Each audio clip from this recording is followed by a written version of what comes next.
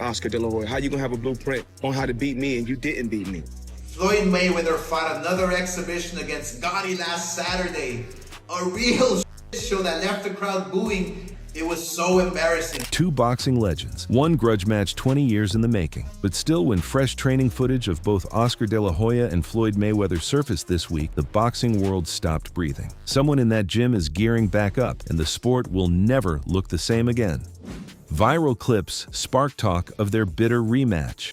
On February 22, 2026, Oscar De La Hoya walked into a gym, got in front of a camera, and dropped a training clip on Instagram with a caption that hit boxing fans like a right cross at close range. Inspired by last night, my journey begins today. The man is 53 years old, 53, and what appeared in those seconds of footage was sharp footwork, clean punch mechanics, and a level of technical conditioning that made a very large number of people forget, briefly, that his last professional fight was over 16 years ago. The comment sections erupted. The shares multiplied across every platform. Accounts like Thrill Boxing amplified the clip immediately, asking whether the Golden Boy was preparing for something bigger than a simple gym session. The boxing internet was already moving at full speed, and then, as if timed deliberately, separate training footage of Floyd Mayweather surfaced online within days. Jump rope drills, mitt sessions, defensive movement executed with the fluid, almost irritatingly effortless precision that Mayweather has displayed since the beginning of his professional career. At 49 years old, the man looked ageless. Someone clearly forgot to tell him retirement comes with a slowdown, and suddenly, two training clips of two retired boxing legends appearing online in the same week turned into the biggest conversation the sport had seen in months. The post from Boxing NBBQ on X on February 23, 2026 captured the moment immediately. Floyd Mayweather and Oscar De La Hoya just dropped some training videos. They fighting? That post collected hundreds of engagements within hours. Boxing fans were dissecting every second of both clips, comparing footwork, analyzing punch speed, studying angles, and reaching one shared conclusion. These two men were not training like people with no destination in mind. The fan reaction split cleanly into three very recognizable camps. The enthusiastic side was praising De La Hoya's conditioning at 53, calling Mayweather's defense as pristine as ever, and declaring the potential matchup a must-see and a money fight with a single breath. De La Hoya told outlets he might want it if fans kept pushing for the rematch, directly tying his own motivation to Mayweather's 2026 comeback announcements. Terrence Crawford reportedly weighed in on the possibility with humor, which tells you everything you need to know about how the current generation of active fighters views the likelihood of this actually happening. The skeptical camp raised age, physical risk, and the inconvenient fact that De La Hoya's last competitive appearance was a 2021 exhibition loss to Vitor Belfort, a result that did not do particularly strong work building a case for his return. And then, of course, came the meme brigade with their senior citizen sparring session content and retirement home fight card jokes. Funny? Yes. Did it slow the excitement down? Not even slightly. Here is the layer that makes this more than just another round of social media buzz. This is the same De La Hoya who spent years publicly calling Mayweather's exhibitions embarrassing to the sport. The same man who described some of those performances as scams in earlier interviews and made no quiet effort to hide his contempt for what Mayweather was doing in retirement. And now, watching Mayweather announce a professional return and post-training footage to a global audience, De La Hoya is suddenly in the gym dropping captions about journeys beginning. The man who loudest criticized the circuit is now knocking on its door. The irony of that should require its own ring introduction, and none of this can be fully understood without going back to what started the whole rivalry in the first place. The fight took place on May 5, 2007,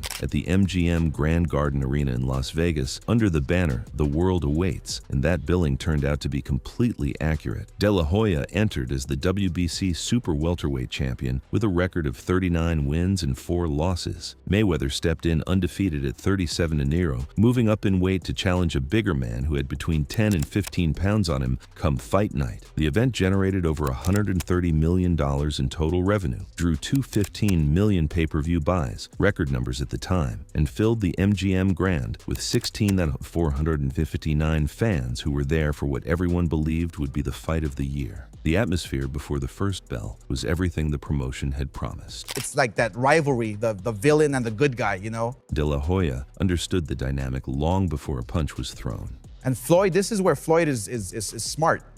He knows how to play that villain guy, you know? Villain and good guy. It was the perfect promotional framing, and Mayweather executed it at every press conference and interview with the same commitment he brought to his defensive technique inside the ring. The early rounds belonged to De La Hoya. He pressed forward with his jab and his size advantage, landed body shots, and kept Mayweather working behind his shoulder roll defense. The crowd was loud because the fight was genuinely competitive. Mayweather, patient and precise, waited for his counters and picked his spots carefully while De La Hoya kept throwing. Mayweather with a right hand across the top. First significant landed blow of the fight. Clean, sharp, perfectly timed. That right hand was a quiet announcement of what Mayweather intended to do throughout the remainder of those 12 rounds. As the fight progressed, the statistical picture began to favor Mayweather significantly. CompuBox confirmed Mayweather landed 207 total punches to De La Hoya's 122, including 138 power shots to 82. De La Hoya was throwing more. Mayweather was landing more. The accuracy gap told the story more clearly than any commentary could. De La Hoya, 29 out of 108.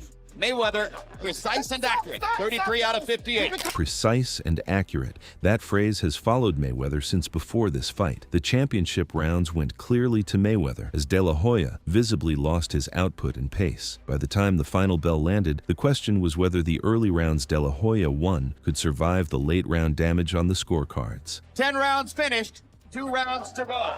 With 10 rounds complete and 2 remaining, Mayweather was in full control. When the judges' scores arrived, 2 cards giving Mayweather the decision at 115-113 and 116-112, with one judge, Tom Kazmarek, going 115-113 for De La Hoya. The split decision ignited a reaction that has not fully cooled in nearly 2 decades. It's the only time Floyd ever had a split decision. Right. No, it was. I gave him a good fight. The only split decision in Floyd Mayweather's entire professional career, and the controversy around it started almost the moment the words left the announcer's mouth. Many fans and analysts argued De La Hoya's volume and aggression earned him enough rounds for the victory. The robbery conversation began immediately, and then came the detail that nobody in either corner had publicly anticipated. Your sister said that Floyd Sr. went up to her after the fight and said you won. Floyd Mayweather Sr., the man who spent his career building Floyd Jr. into the fighter who just won, reportedly told De La Hoya's sister that Oscar had won the fight. Yeah, which was pretty. I mean, Floyd Sr., he's a very honest individual. A very honest individual. That one phrase, delivered by the man Floyd Sr.'s own son just defeated, carries more weight than any post-fight interview in that locker room. Fans and analysts who scored the fight for De La Hoya pointed to his output, aggression, and early dominance as the basis for their argument. The controversy hardened into something longer lasting, a feeling of unfinished business on one side and a studied dismissiveness on the other that generated heat for years after. He's just a guy that's totally jealous of me. He's jealous of me. From the beginning of my career, he knew that I was faster, I was stronger. Mayweather's position on De La Hoya has not changed in 20 years, and De La Hoya's most recent comments to boxing outlets in early 2026, linking his own potential comeback motivation directly to Mayweather's professional return announcement, confirmed that whatever was started on that night in Las Vegas has not been finished. All around the world, all around the board, I was just better than him, period. Period. Mayweather's version of closing an argument permanently. De La Hoya is clearly still working on his rebuttal. Part 2 goes deep into the other rivalries that defined both men inside the ring and reveals how completely different their lives have looked since the gloves came off for good. Their biggest rivalries and life after the ring.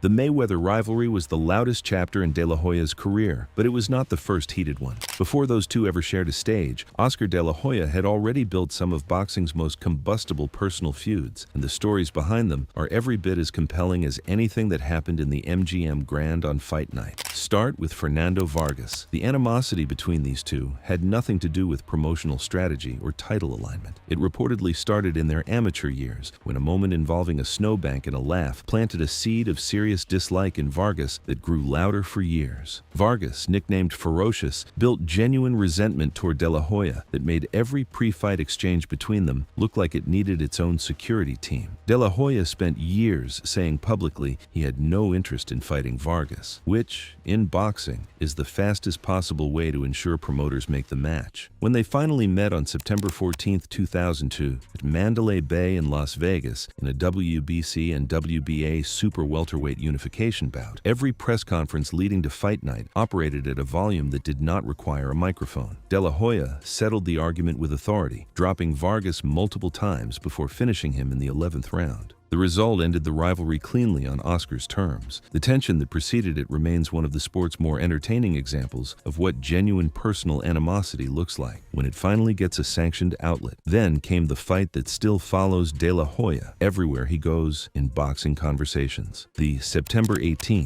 1999 welterweight unification against Felix Trinidad at Mandalay Bay. This was the fight of the millennium. De La Hoya's 31-0 record against Trinidad's 35-0, with the WBC and lineal titles stacked alongside Trinidad's IBF championship in the same bout. De La Hoya controlled the first 9 rounds with sharp technical boxing, clean jab work, movement, and accuracy that had most ringside observers scoring him comfortably ahead entering the championship rounds. He was winning the fight clearly, and then he stopped fighting. De La Hoya later admitted he believed the bout was already secure after 9 rounds and chose to protect the lead by circling and limiting his output in the final 3. Trinidad surged forward with everything he had in those late rounds. The judges, applying the aggressive favoring standard Nevada scoring has historically leaned toward, rewarded Trinidad's late push with a majority decision. De La Hoya walked out of a fight he dominated for 9 full rounds without the title. No rematch ever materialized despite years of demand from both sides. The controversy never fully resolved, and neither did the argument about whether he was outscored or simply gave the fight away by treating the final chapters like a victory lap he had not yet earned. It remains the most debated loss of his career and the clearest possible lesson in boxing about the cost of coasting. The Shane Mosley rivalry gave De La Hoya 2 high stakes, personally charged welterweight fights that connected through Los Angeles pride and title consolidation. The June 2000 unification fight saw Mosley win a split decision that De La Hoya's corner disputed immediately. The September 2003 rematch followed the same pattern. De La Hoya put Mosley down early and seemed to have momentum, but Mosley rallied and secured another split decision, complete with a point deduction and fresh arguments about who truly controlled the fight. 2 losses, same opponent. Both decisions disputed after the fact. No other boxer in De La Hoya's career delivered the specific competitive frustration that Mosley managed to deliver twice. Now turn to Mayweather's version of heated rivalries, and the pattern is different but equally compelling. Where De La Hoya's feuds were driven by personal history and national pride, Mayweather's came primarily from the resentment his public persona and dominant style created in opponents who believed they had the answer to the defensive puzzle he presented. Most of them did not. The Jose Luis Castillo series brought Mayweather the closest any opponent ever came to challenging his unbeaten record in the early stages of his career. Their April 2002 lightweight title fight was widely scored for Castillo by those watching live. The bodywork, the forward pressure, and Castillo's ability to walk through Floyd's counters made the split decision result immediately controversial. The rematch in December delivered a clearer outcome for Mayweather, but the first fight's debate never fully went away. Floyd himself later placed Castillo on his short list of hardest opponents, which, given the roster of fighters Mayweather faced across 5 weight classes, is significant acknowledgement. Marcos Maidana brought a physical style in 2014 that gave Mayweather genuine problems in ways most opponents never managed to access. The Argentine brawler crowded Mayweather's space, disrupted his defensive angles, and made the first fight legitimately competitive in stretches. Mayweather won both bouts, but Maidana's approach identified pressure points in the Mayweather machine that the sport took careful note of, and the De La Hoya's own fans referenced repeatedly when arguing their man could have done the same with a rematch. Shane Mosley provided Mayweather with one of the most replayed moments in his entire career when he landed a right hand that visibly rocked Floyd in the early rounds of their May 2010 welterweight fight, one of the few genuine moments of danger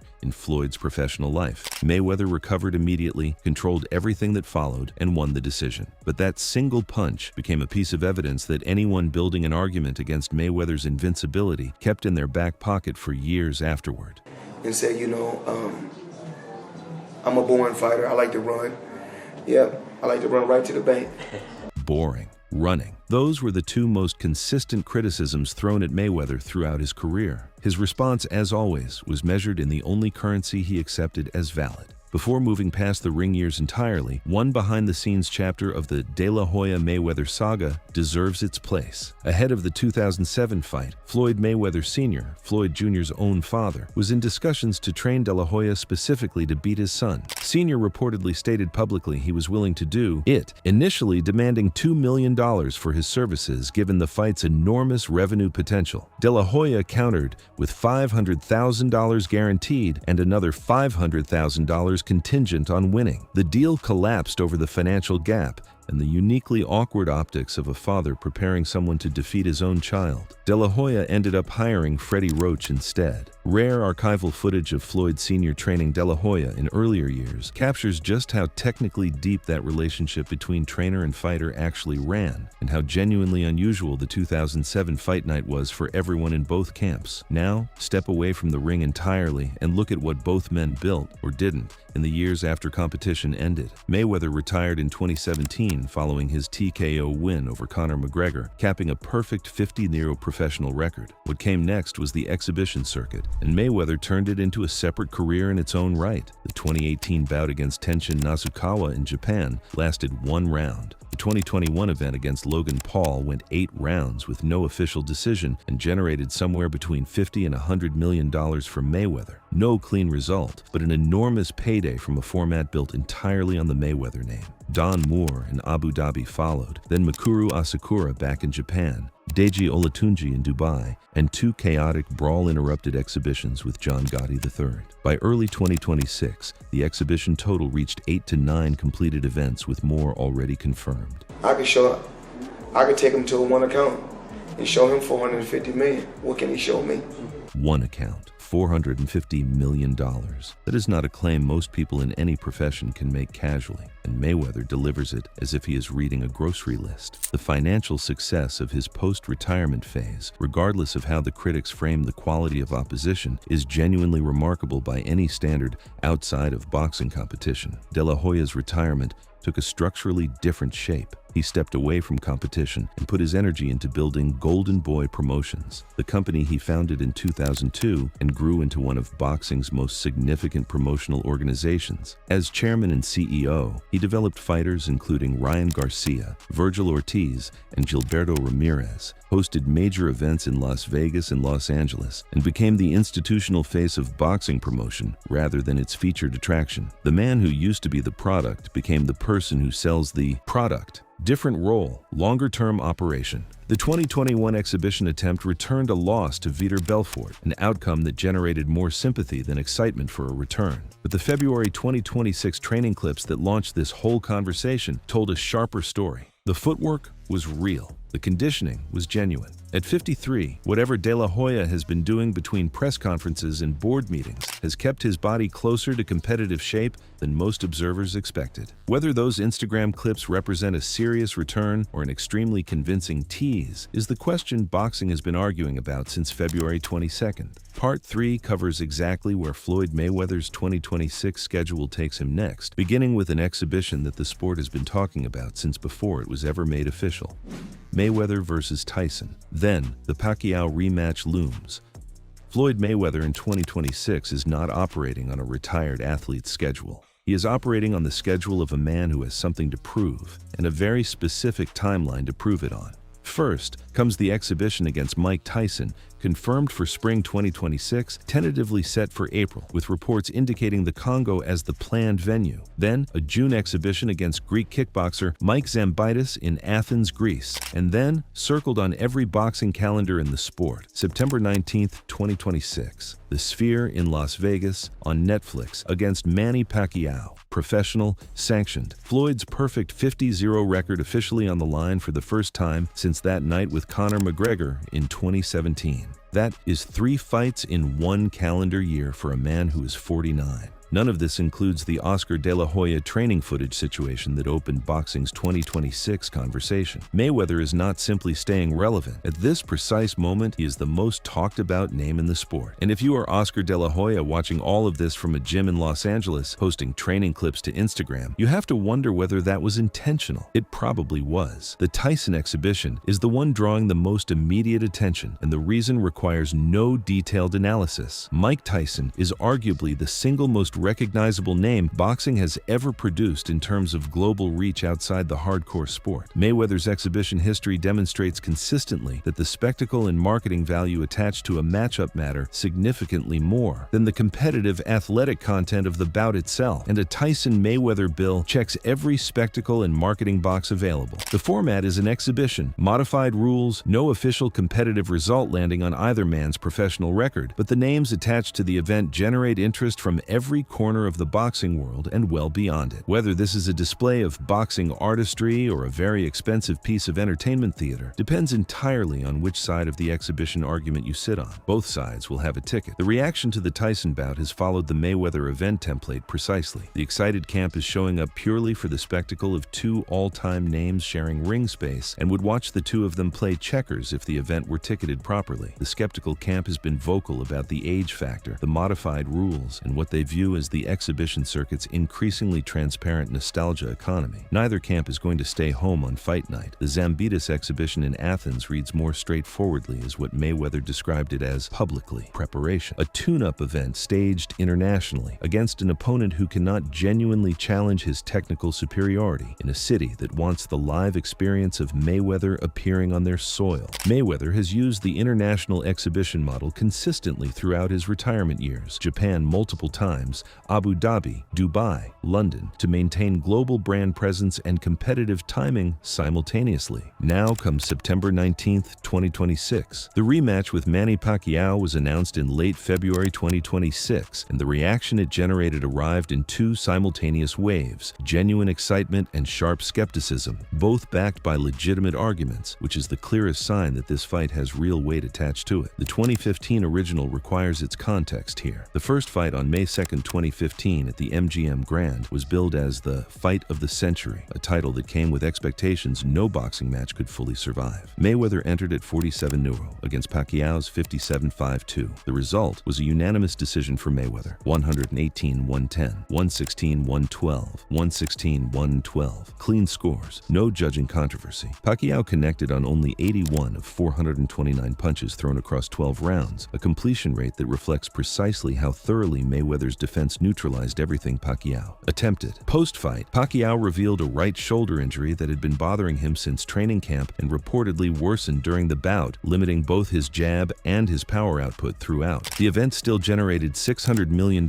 in combined revenue and 4.6 million pay-per-view buys, the highest pay-per-view total in boxing history at the time. But a large portion of the audience that paid for the event walked away feeling like the fight that was promised never fully showed up. When a boxing match generates $600 million and still leaves people feeling shortchanged, it creates a very specific kind of unfinished business that does not resolve cleanly over time. That hunger has been sitting in the sport for 11 years. September 2026 is when it finally gets addressed. The rematch is confirmed for the Sphere in Paradise, Nevada, the first professional boxing event at the venue, known for its enormous LED exterior and 360-degree immersive interior technology. Capacity sits at approximately 18,000, smaller than the arenas that hosted the 2015 event, but the broadcast arrangement compensates for that entirely. The fight streams live globally on Netflix, included in standard subscriptions, reaching over 325 million subscribers worldwide with no additional pay-per-view cost. Then I say, you know what? I've been sitting on the top of the throne for 17 years. 17 years on the throne. That is Mayweather's framing for this professional return. Not a comeback, not a gamble, but a continuation of a reign that, in his own assessment, never actually ended. Mayweather returns to professional competition at 49, 9 years removed from the 2017 McGregor win, with his 50-0 record officially on the line for the first time since that night. Pacquiao, at 47, has maintained more recent competitive sharpness, a draw against Mario Barrios in 2025, with an April 2026 bout against Ruslan Provodnikov scheduled before September's main event. Pacquiao's team specifically pushed for this rematch to be a sanctioned professional fight rather than an exhibition, a detail that signals how seriously the Pacquiao camp is treating this event. This is not a shared revenue performance with modified rules. This is a competitive result that will appear on both men's official records. Floyd's 50-0 is genuinely at stake. That distinction matters. So I said, yeah, but can you just tell me 10 world champions that he beat? Just 10. That's all I asked. 10 world champions. That is Mayweather's resume bar, and it is the measuring stick he applies to every conversation about who belongs in which historical category. Pacquiao's career resume clears it. But the question is, Mayweather's way of framing every fight is a referendum on legacy, and this one is no different. A significant portion of boxing media and fans labeled the rematch a cash grab from the moment it was announced, pointing at the combined age figure, close to 96 years between the two fighters, and questioning whether the sport's integrity benefits from two legends competing this far past their physical, competitive peaks. Prominent voices questioned whether either man's legacy genuinely improves as a result of staging this rematch at this point in their careers. Social media produced consistent content about the age of both fighters that did not require much imagination to write. Mayweather's 2026 calendar being too full for a retired athlete was itself a running joke online. It is always easier to criticize a Mayweather production from the outside than it is to stop watching one. The counter-argument